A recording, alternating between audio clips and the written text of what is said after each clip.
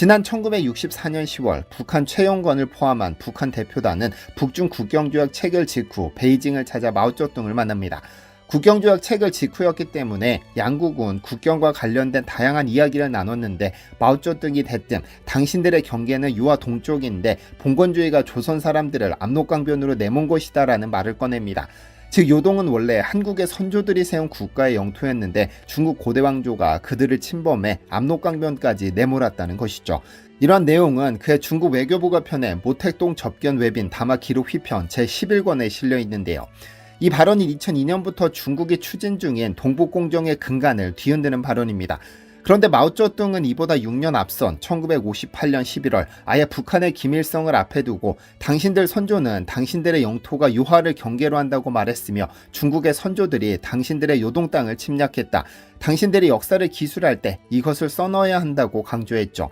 6년 뒤 발언과 크게 다르지 않지만 이번에도 우리 조상들이 세운 국가의 영토가 요동이라는 점을 명확히 했습니다. 이 발언 역시 1958년 11월 중국 외교부가 펴낸 모택동 접견 외빈 담화 기록 휘편 제4권에 실려 있습니다. 그런데 주은래의 발언은 더 충격적입니다. 1964년 6월 28일 중국을 찾은 북한 조선과학원 대표를 만난 자리에서 주은래는 조선민족은 조선반도와 동북대륙에 진출한 이후 오랫동안 거기에서 살았다. 요하, 송화강 유역에는 모두 조선민족의 발자취가 남아있다. 이것은 요하와 송화강 유역, 두만강 유역에서 발굴된 문물, 비문 등에서 증명되고 있으며 수많은 조선 문헌에도 그 흔적이 남아있어 조선민족이 거기서 오랫동안 살아왔다는 것은 모두 증명할 수가 있다며 역사를 왜곡할 수는 없다. 두만강, 압록강 서쪽은 역사 이래 중국 땅이었으며 심지어 예로부터 조선은 중국의 속국이었다고 하는 것은 황당한 이야기다라며 강하게 비판했습니다. 즉 자신들의 후손이 역사 왜곡이라는 터무니없는 시도를 할 것을 예견이라도 한 듯 강한 어조로 이를 비판했죠.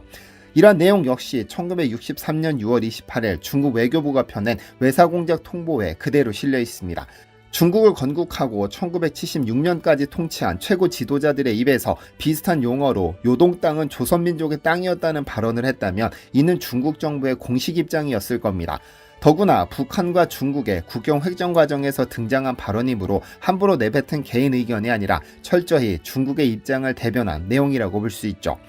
만약 마오쩌둥이 위에서 언급한 요동은 조선민족의 영토라는 발언을 한국인들이 중국 영토를 되찾아야 한다는 차원에서 주장한다면 중국인들이 어떤 반응을 보이게 될지 사뭇 궁금해집니다.